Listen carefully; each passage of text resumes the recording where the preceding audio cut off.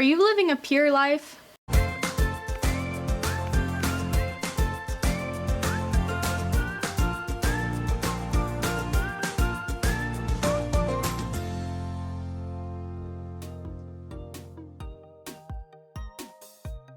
Hi guys, I'm Vivacious Hannah and welcome to this video. So I got a request from Hannah Johnson to do a video about staying pure, but not necessarily in the sexual sense because I'm young, I'm single, I've never been in a relationship. The kind of purity I'm talking about is, I guess you could classify it as entertainment purity or something.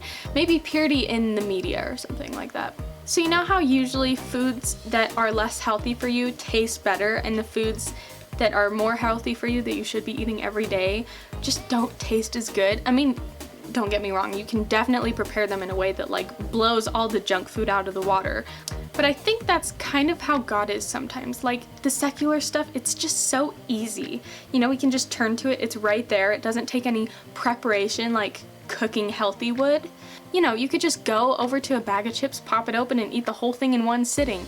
That's kind of how I think the secular entertainment industry is. Again, I'm not really sure how to classify this. And as I'm sure is known as a universal truth, the better you eat, the longer you're supposed to live. You know, there's people that eat healthy and die younger. There's people that eat terrible and live for a long time. But typically, the people who eat healthier have a longer life. And even if they don't have a longer life, it's usually much healthier.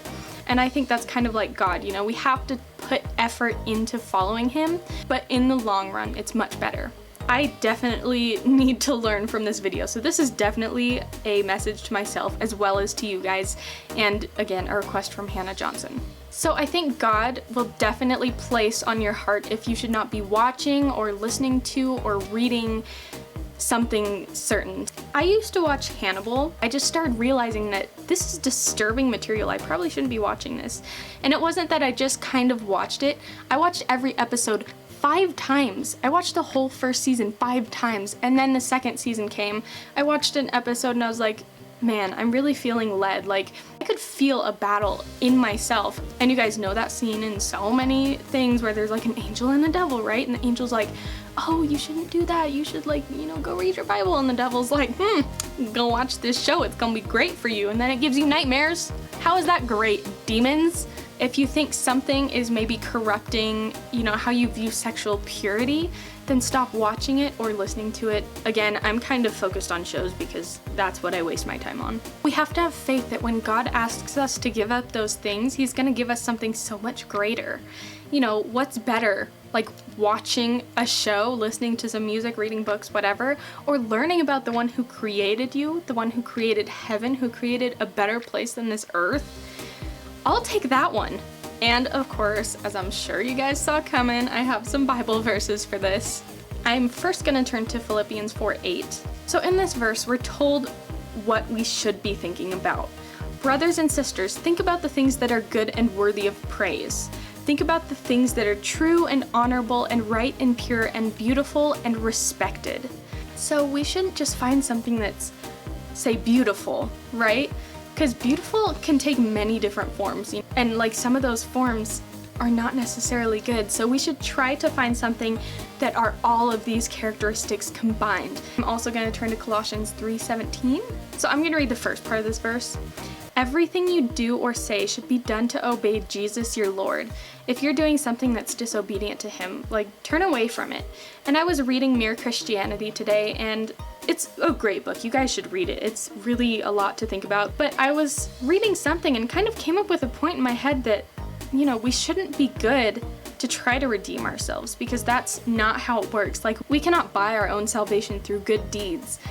But we should be good because we want to honor God through that. We want to love him through our goodness. Also going to turn to Matthew 6:24. No one can serve 2 masters.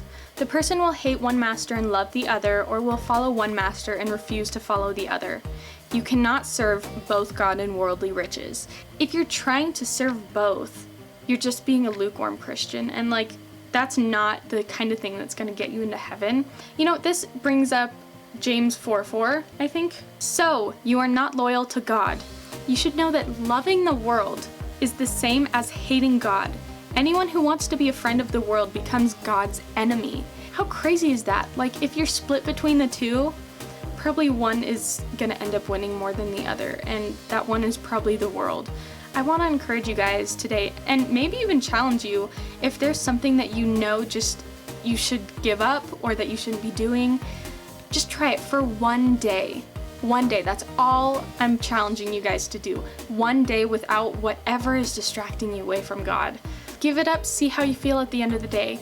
If you're feeling like, okay, yeah, this is hard, but I think I can do it. With God's grace, I can do it.